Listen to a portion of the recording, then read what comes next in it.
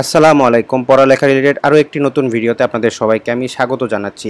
আপনারা ভিডিওর টাইটেল এবং থাম্বনেল দেখে বুঝে গেছেন যে লাস্ট মোমেন্টে কিছু আপনাদের টিপস দিব। এখন বাজে 10টা 15, আমার ভিডিও আপলোডের 10:30 11 বাজবে। কেউ যদি দেখা থাকেন, বেশি বড় ভিডিও হবে না, 3-4 মিনিটের হবে, আপনারা ভিডিও দেখে ঘুমায় যাবেন।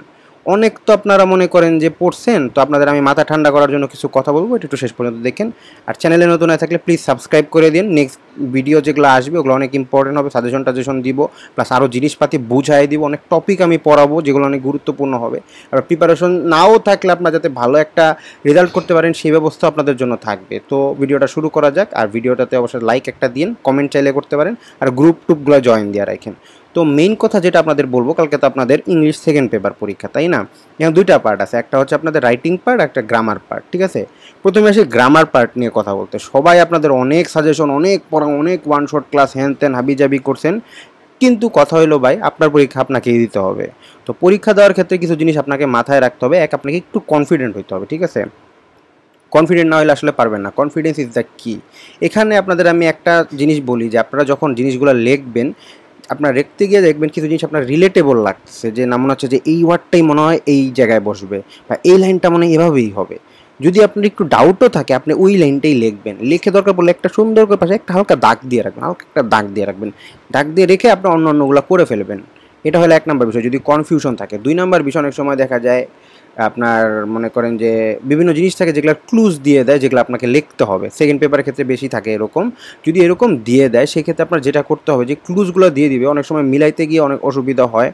তখন আপনারা যেটা করবেন, যে ক্লুজটা যদি হুবহু ওই লাইনে না মিলে, তাহলে ওইটাকে বাদ দেখে অন্য অন্য লাইনগুলো সলভ করার চেষ্টা করবেন। অন্য অন্য লাইনে যখন ওই ক্লুজটা নিয়ে বসানোর চেষ্টা করবেন, দেখবেন যে একবারই মিলে না, কাছাকাছি মিলে, একবারই মিলে না। এরকম করতে করতে দেখবেন 2-3টা বাদ থাকে, বা 2টা বাদ থাকে। এখন দুইটাই অ্যাপ্রোপ্রিয়েট, 2 ফাঁকা জায়গায় একবার করে মনে মনে চিন্তা করে ওয়ার্ডগুলো একবার করে আপনার রিডিং পড়ে যাবেন। এভাবে করে আপনি যখন যাবেন, অ্যাপ্রোপ্রিয়েট 2টা ওয়ার্ডই যখন একটা সেন্টেন্সের ফাঁকা জায়গায় চিন্তা করতেছেন, যে এই ওয়ার্ডটাকে এনে এই জায়গায় বসায় চিন্তা করে দেখলাম কিছুটা মিলে, এই ওয়ার্ডটাকে বসায় এনে দেখলাম মোটামুটি মিলে যায়, কিছুটা মিলের চেয়ে মোটামুটি মিলানো দিলেন, বাদ দিলাম। তারপরে যেই আরেকটা ফাঁকা আছে, দুইটাকে ওই জায়গায় নিয়ে দেখেন, দেখবেন ওই জায়গার চেয়ে এই জায়গায় বেশি একটা অ্যাপ্রোপ্রিয়েট লাগতেছে, তখন এটা এখানে বসে দিলে ফাঁকা, আরেকটা যেটা থাকে ওটা শুরুটাতে বসে দিলেন, শেষ, আপনার হয়ে গেল। এভাবে করে মেলানোর চেষ্টা করবেন। আরেকটা খুবই গোল্ডেন রুল আপনারা ইংলিশের ক্ষেত্রে মাথায় রাখবেন, সেটা হলো পরিচ্ছন্নতা। আপনাদের অনেকের হাতের লেখা ভালো, যাদের হাতের লেখা আমার মতো জঘন্য, তাদের জন্যই মেনলি, যে প্রথম 3 পেজ, 3 পেজ বলতে 3টা পাতা, 3 পাতাতে কোনো প্রকার কাটাকাটি না রাখার চেষ্টা করবেন। প্লিজ প্লিজ প্লিজ কোনো প্রকার কাটাকাটি না রাখার চেষ্টা করবেন।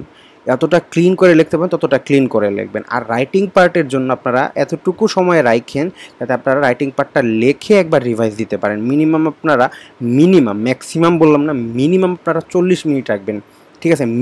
মিনিমাম টোটাল রাইটিং পার্টের জন্য 40 থেকে 50 মিনিট রাখার চেষ্টা করবেন, ঠিক আছে? তাইলেই মোটামুটি আপনার রাইটিং পার্টটা একটা প্রপার ওয়েতে লিখতে পারবেন। আর এখানে যদি আমি আসি রাইটিং পার্টের মধ্যে অ্যাপ্লিকেশন জিনিসটাই কিন্তু সবচাইতে ইজি মার্ক ওঠানো, ঠিক আছে? অ্যাপ্লিকেশনে আপনারা ফুল মার্কও পাইতে পারেন। সেটা কীভাবে?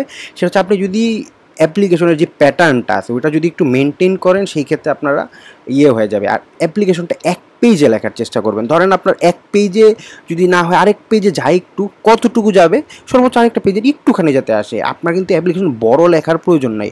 যত কমের মধ্যে আপনি মূল কথাটা লিখবেন, তত বেশি আপনার জন্য ভালো হবে। আপনারা জাস্ট লিখবেন যে আমি আপনার অমুক অমুক জায়গার ছাত্র, অমুক অমুক জায়গার অমুক অমুক তমুক, লিখবেন আমি এই জন্য আপনাকে অ্যাপ্লিকেশনটা দিচ্ছি। তারপর লিখবেন যে ফর ইয়োর কাইন্ড হার্টেড। আপনি যদি আপনাদের এভাবে করে দেন তাহলে হয়ে যাবে। ইংলিশটা বললাম না, বাংলায় গাইস আপনাদের বুঝায় বলে দিলাম। কিছু কি ওয়ার্ড থাকে, আপনারা ওগুলো দেখে নেবেন। এখন আপনারা কই দেখবেন? কিছু আপনাদের লাস্ট মোমেন্টে আপনারা যেভাবে দেখবেন, যে সব তো খুলে খুলে দেখা পসিবল না। আমি কখনো স্পেসিফিক কোনো সাজেশন দিই না যে এটা পড়ে যান না।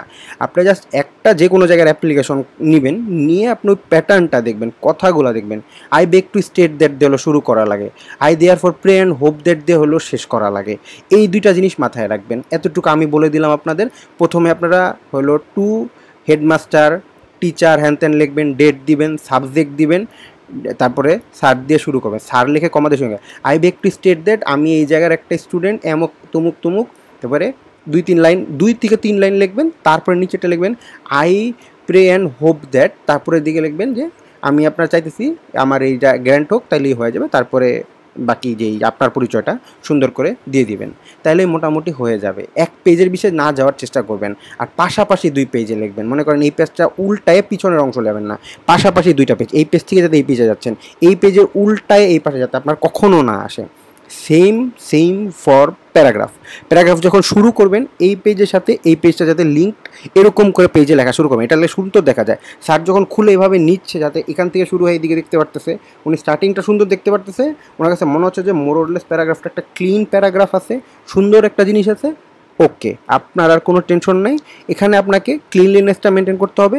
আর আপনারা যারা মেনটেন করতে পারেন, ব্লু কালার পেন মেনটেন করতে পারেন, ব্লু কালার দিয়ে হেডিং দিবেন, ব্লু কালার দিয়ে হেডিংয়ের নিচে দাগটা দিবেন, কোনো একটা কিছু করবেন, একটু ইউনিকনেস আনার চেষ্টা করবেন। আর যদি তাও না পারেন, আমার মতো হাতের লেখা খারাপ হয়, জাস্ট কাটাকাটি কম করার চেষ্টা করবেন, এবং ফার্স্ট টু লাস্ট পেজ আপনারা চেষ্টা করবেন যে মোটামুটি আপনার হাতের লেখাটা সুন্দর হয়। আর কিছু প্রয়োজন নেই। একটা জিনিস মনে রাখবেন, হাজার খাতা দেখা লাগে, টিচারের এত সময় নেই। একটা খাতা উল্টাইতেছে, আরেকটা খাতা উল্টাইতেছে, করতে করতে সে বিরক্ত হয়ে যায়। তখন কাটাকাটি যখন দেখবে বা প্যাটার্ন ভুল দেখবে, যখন দেখবে একটা অ্যাপ্লিকেশন 2 পেজ লেখা, একটা অ্যাপ্লিকেশন 3 পেজ লেখা, অ্যাপ্লিকেশন কখনো 3 পেজ হয় না, বা একটা এখান থেকে শুরু এনে শেষ হয়েছে। আপনি যত যাই করেন, অ্যাপ্লিকেশন যখন লিখবেন এরকম পেজগুলোতে লিখবেন। এই এক পেজও যদি আপনার লাগে, এই এক পেজ লিখে যাবে, এটা ফাঁকা রেখে দিয়ে আপনার দরকার বলে অন্য জায়গাতে অন্য কিছু লেখেন, বাট এরকম পেজ থেকে শুরু করেন। এক পেজে লিখলেও ওইরকম পেজ থেকে শুরু করবেন। পেজের আপনার ডান পাশে কখনো লিখবেন না, বাম পাশেই লিখবেন অ্যাপ্লিকেশনটা। প্যারাগ্রাফ হচ্ছে বাম পাশ থেকেই আপনারা শুরু করবেন, ঠিক আছে? এই জিনিসগুলো মেনটেন করলে না সৌন্দর্য লাগে, ঠিক আছে? খাতা যারা চেক করে তাদের পয়েন্ট অফ ভিউ থেকে চিন্তা করবেন যে খালি লিখলেই হয়, খালি লিখলেই যদি মার্ক দিত তাহলে তো অনেক, বিশাল করে লিখলেই খালি হয় না। বাট হ্যাঁ, মোটামুটি চেষ্টা করবেন যে প্যারাগ্রাফটা একটু বড় করার, যে 2 পেজের একটু বেশি মিনিমাম লিখবেন, না ম্যাক্সিমাম আপনি যতটুকু টাইম মেনটেন করে আপনি গুছায় লিখতে পারেন।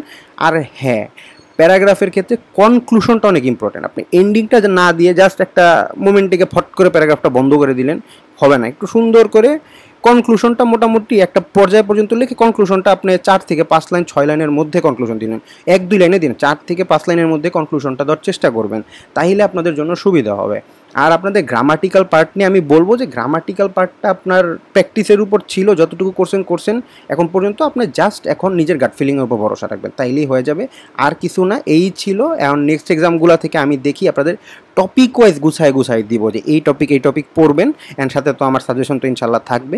সবাই দোয়া করবেন আমার জন্য, চ্যানেলটা সাবস্ক্রাইব করে দিন। যেই দেখেন, একজনও দেখলেও সাবস্ক্রাইব করেন, 2জনও দেখলেও সাবস্ক্রাইব করেন। আমার ভিউ বেশি আপাতত আসার নাই, আমার মেনলি অ্যাডমিশন নিয়ে কাজ করি। এইবার আমি প্রথম এইচএসসি 22 থেকে কাজ করতেছি, 24 পর্যন্ত করছি খালি অ্যাডমিশন নিয়ে। এবার আমি ফার্স্ট টাইম খালি এইচএসসি নিয়েও শুরু করছি, তো আবার বাংলা ইংলিশ নিয়েই শুরু করছি, একবারে বেসিক থেকে শুরু করছি। তো ভালো থাকবেন, সুস্থ থাকবেন, এই পর্যন্ত ছিল। আমার যেন দোয়া করেন। আর ভিডিওতে কোনো ভুল ত্রুটি যদি কোনো মুরব্বি মানুষ দেখে করে থাকি, আমি ক্ষমা প্রার্থী। আসসালামু আলাইকুম।